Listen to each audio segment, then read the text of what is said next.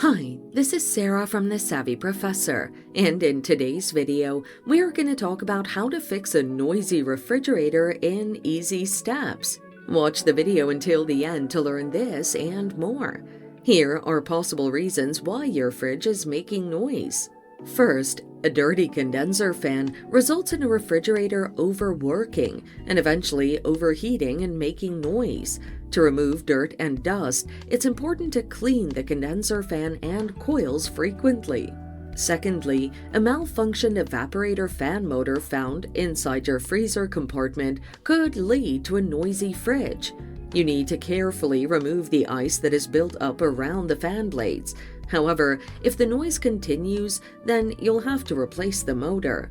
Next, your fridge could be off balance, creating weird noises as it operates. Use a level to check if it's evenly placed and adjust the legs to ensure there's balance. Lastly, a broken compressor could also make your fridge produce noise. You'll need to contact a technician to replace the compressor. And there you have it. These are the possible ways to fix a noisy refrigerator in easy steps. Thanks for watching. Till next time.